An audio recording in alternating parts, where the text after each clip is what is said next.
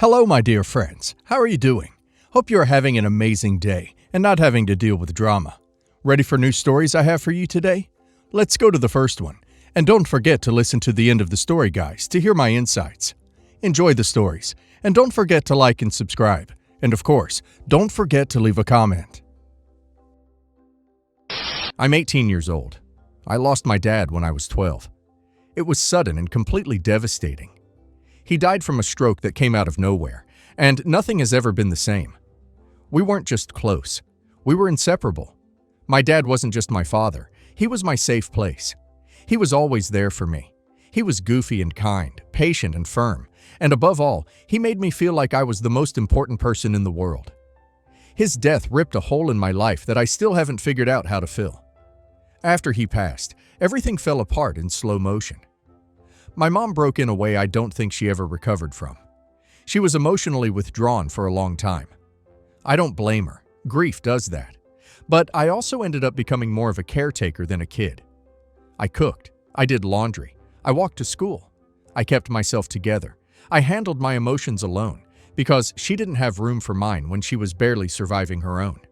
It was just the two of us in this house that suddenly felt so empty and cold. But we made it work.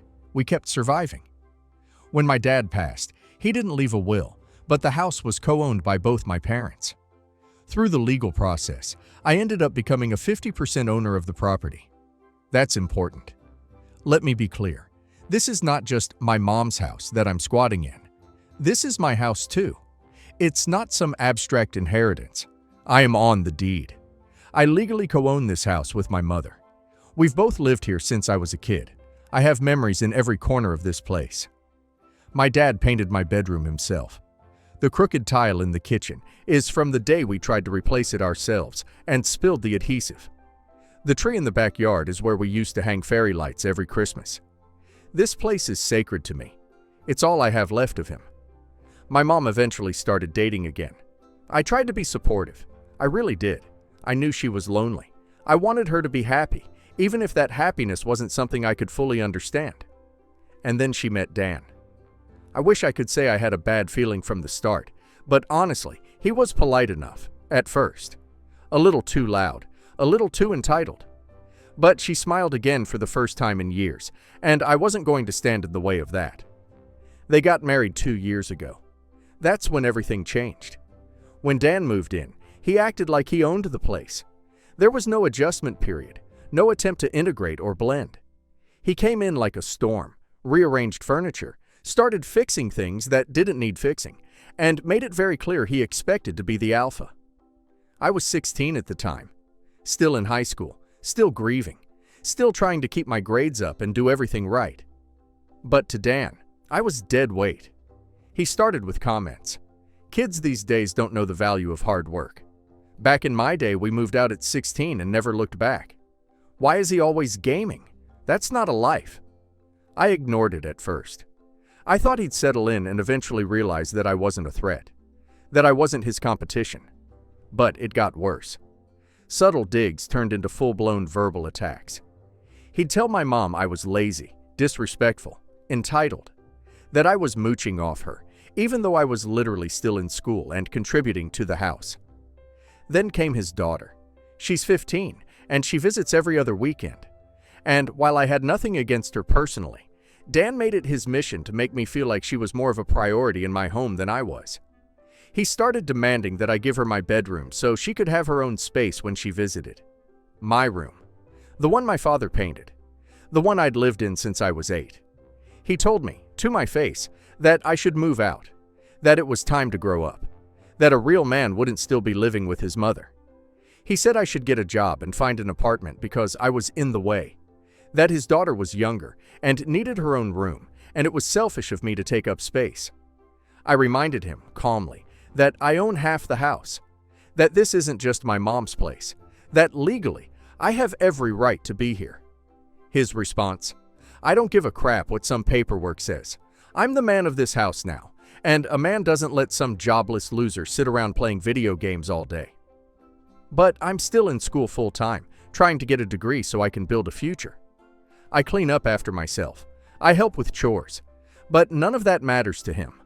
All he sees is a kid he didn't raise, in a house he didn't buy, and that makes me a threat to his ego. Last week was the explosion. Dan came home early and saw me in the living room, headset on, gaming with some friends. I had already finished my homework, submitted an assignment, and cleaned the kitchen. But none of that mattered.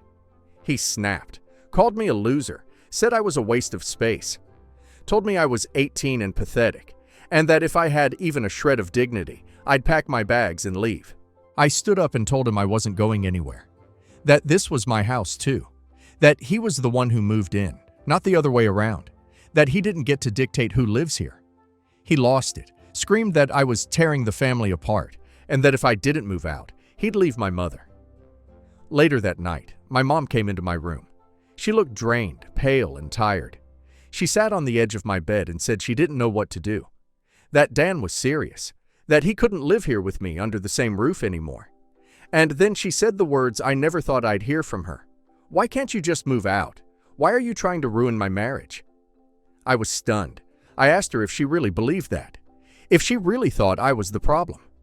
She said she didn't want to choose, but I was forcing her to. That Dan was good to her, and she deserved to be happy. That it was time for me to fly.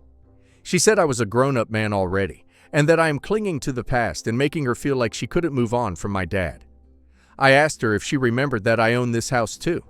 She said yes, but that doesn't mean you have to live here. She said I could sell my part or rent it out to them, that it wasn't about legality, it was about family and emotional maturity. So now I'm the bad guy, the selfish son who refuses to grow up, the burden standing in the way of her happiness. I've tried explaining that I don't want to live here forever, that I'm working hard to eventually build a life for myself, that I plan to move out when I can afford it, that I'm not staying out of spite. But it doesn't matter. Dan is sulking around the house like a martyr. My mom cries every other day and tells me I'm breaking her heart. They've both started talking about therapy, not for them, but for me, because apparently I'm resentful and clingy and unable to move on from my father's death. What they don't understand is that this isn't just about grief. It's about respect. It's about not letting a stranger who walked into my life 2 years ago erase me from my own home. It's about drawing a line when someone tries to bully you into disappearing for their convenience. So, Reddit, am I the a-hole for standing my ground and refusing to leave the house I legally co-own, even if it means damaging my mother's marriage? Not the a-hole. As someone who also lost a parent young, this hit me hard. That house is your last real connection to your dad. It's where your grief lives. It's your childhood, your safe space, your anchor. The fact that your mom can't see that, or worse, sees it and doesn't care, is heartbreaking. Dan sees you as a challenge to his authority, and your mom is so desperate to keep her second chance at happiness that she's willing to sacrifice you. Don't let them gaslight you into thinking you're the problem. You're the only one acting like a grown-up here. Take your time. Don't let them force you out, emotionally or legally. I'm going to say the quiet part out loud. Your mother has already chosen him. She's not neutral. She's not torn. She's aligned herself with a man who actively insults, manipulates, and tries to push her grieving son out of his own home. She doesn't want to feel guilty, so she's rewriting the narrative. Why are you trying to ruin my marriage? Translation: why aren't you disappearing quietly so I can play happy family with someone who makes you feel worthless? Not the a-hole, OP, but don't wait around for her to protect you. You'll have to protect yourself and your father's legacy on your own. Not the a-hole. Let me repeat that louder for the people in the back. You own half the house. Your stepfather came into your home and is now trying to evict you emotionally and legally like you're some unwanted squatter. His daughter gets to have your room? Excuse me? Your mother has completely failed you here. I get that grief makes people do strange things, but allowing her new husband to bully and belittle her son, the one who stood by her for 6 years after your father's death, is cruel. If she wanted a fresh start, she should have moved, not tried to overwrite your entire existence. I'm so sorry, OP. Stay strong, get legal advice, and protect your home. I'm a real estate lawyer. Let me be clear, they cannot force you to move out of property you co-own. If they try to sell the house or apply pressure through emotional manipulation, you have legal rights. Document everything, especially conversations where they try to convince you to rent your half to them or just leave quietly. Also, your mom suggesting therapy for you while completely ignoring her enabling of a man who verbally abuses her child. That's gaslighting. Not the a-hole. Lawyer up. You're not ruining her marriage. Her marriage is built on pretending you don't exist, and that's a foundation already cracked. My son has had a girlfriend for a year. He's 27 and she's 23. They met at the gym, and my son's father and I are hesitant to welcome her fully into the family because, well, they've only known each other a year. Let's be realistic here. My son is also known to be flighty, so my expectations are they won't last long. His career is everything to him, and he always puts that first. That was my thinking when I got her a Christmas gift. My hub and I had taken a quick vacation in London before Christmas, and I like to shop in a fantastic store called Primark. They're kind of like Walmart, but with more of a focus on clothing and homeware. I purchased her a really cute fuzzy pair of insulated socks. We got our son a more expensive gift because, obviously, he's our son. Prior to Christmas Day, my son had insisted he wanted to bring his girlfriend over for a few hours. Of course, we accepted. She seemed very taken and appreciative of her gift at the time. Now, this is my fault, I admit it. I left the price tag on the socks. £4, $6. But I didn't think she noticed. However, today I called my son because I hadn't heard from him in a couple days, and he seemed off on the phone. I asked what was up, and he said, "Mom, you could have got her a more thoughtful gift. It's embarrassing you got me something so expensive and her something so small." I told him he and she were being ungrateful, and what did he expect from me? I asked if his girlfriend had said anything, and he said it was hard for her not to be hurt when she got me a personalized gift for something I like, but I hadn't paid enough attention to her interests to get her something personal. I'm furious here. My husband is staying out of it. My daughter is irked with me because she got my son's girlfriend makeup that she knew she wanted. Apparently, I'm the only one who missed the memo. But I feel like a gift is a gift, and she should be grateful regardless. My son also left a snide message that his girlfriend had given us all thoughtful gifts, and I should have done the same, but I feel like I've completely been turned off her. Yes, the a-hole. You have made your contempt of this girl clear. They have been dating for a year, and you couldn't come up with anything other than a pair of socks? Yes, the a-hole. $6 socks from Walmart is a pretty terrible gift, and a year isn't a week. You've had time to get to know her. Yes, the a-hole. Yeah, sure. You forgot to remove the tag from your cheap gift. How is anyone supposed to believe that? Here's the deal. One day your son will likely get married and/or have children. It is in your best interest to treat his partner as a human being worthy of respect, unless you are cool with getting older and having no family to care about you. Update. I should clearly point out that I've changed my mind on the subject. Hopefully I've made some steps at reconciliation. We've been texting on and off all evening, and I've purchased her 2 tickets to a play I think she may enjoy. I've also apologized for my insensitivity. It appears I have some ways to go in learning not to be dismissive. My sister-in-law, we'll call her Emma, is married to a huge jerk named Dan. To give you an idea of what he's like, he's cheated on Emma with 4 different girls in the past 2 years and has made several embarrassing or demeaning comments about Emma in front of us. We've tried talking to Emma about him multiple times and remind her often that she can always stay with us if she feels unsafe, but she brushes us off and denies everything. A couple of weeks ago, we, Emma, Dan, me, wife, and our 2 kids, 9 female and 5 male, were eating dinner together at my house. My son accidentally dropped a plate and broke it. We didn't think it was that big of a deal, but Dan started yelling at my son and telling him that he was a worthless, useless piece of crap. I had to step between them to get him to stop, and by then I was seeing red. I told Dan to get the duck out of my house and that if he came back, I'd call the police on him for trespassing. Then I told Emma that she was welcome to come back anytime, as long as Dan was not with her. They both left immediately. Well, we've been worried about Emma since then, so we decided to invite her over for dinner again. We reminded her that Dan was not welcome, and she said that she understood. Yesterday, doorbell rings around when Emma said she'd be at our house, and I answer it. Emma and Dan are standing there on our porch. I said out loud, "For duck's sake," and slammed the door on them. Wife heard and came out after a couple of minutes to try and get them to stay, but they had already driven off. Wife is pissed because she thinks I should be more understanding, because Emma is going through a lot, and it's not easy to leave an aggressive relationship. Kids are devastated because they love their aunt and don't see why they can't see her. My son is convinced it's his fault, even though we've told him that it isn't. I just can't justify continuing to expose my children to that kind of behavior. I know that Emma is suffering, but I need to protect my children first. Am I the a-hole? Not the a-hole. You can only do so much, and Emma needs to realize on her own that she needs to get out of that relationship. You can still offer her shelter and monitor what's going on with her without having them over for dinner. Also, your wife's concern for her sister is laudable, but she should be more concerned for her sister's aggressive husband turning that aggression on your children. Your wife's concern right now should be more about making sure your kids realize it is entirely Dan's fault for being a jerk and not their fault. Not the a-hole.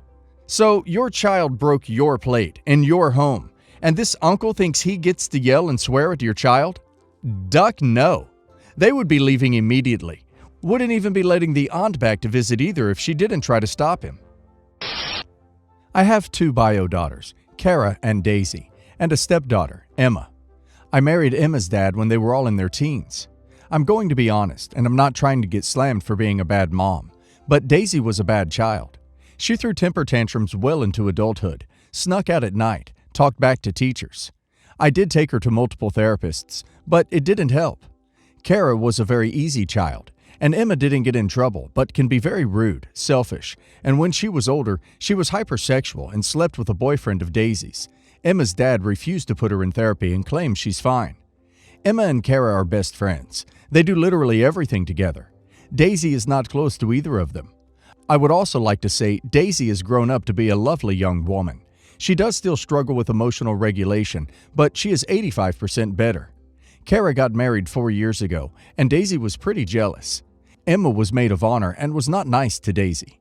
Daisy ended up dropping out of the wedding the day of because she had been in the bathroom for a while, crying I think, and when she came out, Emma said if she did anything to mess up the wedding, she would push her into the cake. Everyone laughed and Daisy left and turned her phone off for 3 weeks.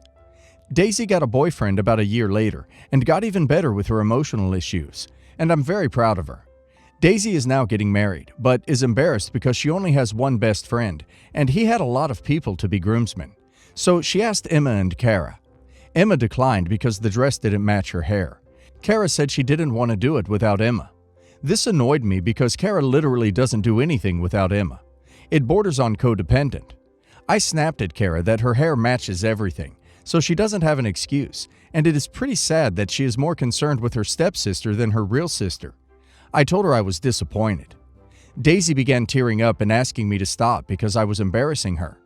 Kara yelled back that I always prioritize Daisy's issues, and she feels Daisy pushed her around, and she can't move past it and hopes Daisy's fiancé cheats. I found that awful because Daisy is so in love. I've never seen her like this. Where we are right now is Kara is hardly talking to me.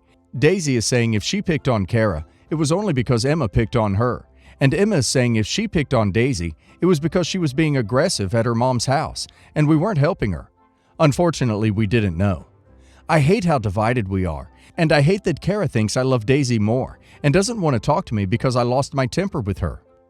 It's wonderful that Daisy has gotten better and has matured, and I do hope that one day Kara can see that.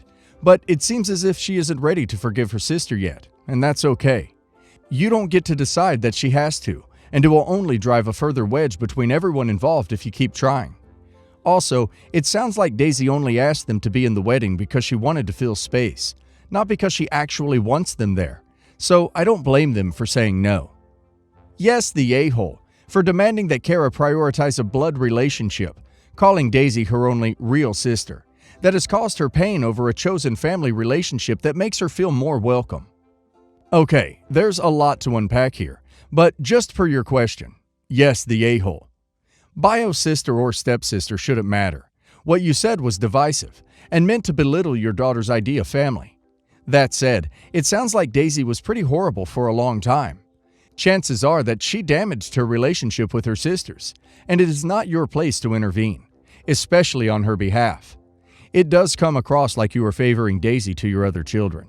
Even in this post, you talk about her needs the most, despite having 2 other daughters to consider in this dispute. Just let bygones be bygones and stop inserting yourself where you don't belong. If your daughter doesn't want to be a bridesmaid, then that's the end of the conversation. Yes, the a-hole. The only reason Daisy asked either of your other two daughters is because she doesn't have any friends. The bride usually expects a lot of work for free from the bridesmaids, not to mention the cost of the dresses and the bachelorette party. If neither Emma or Kara are close to Daisy, they shouldn't feel obligated to be her bridesmaid just because they are sisters.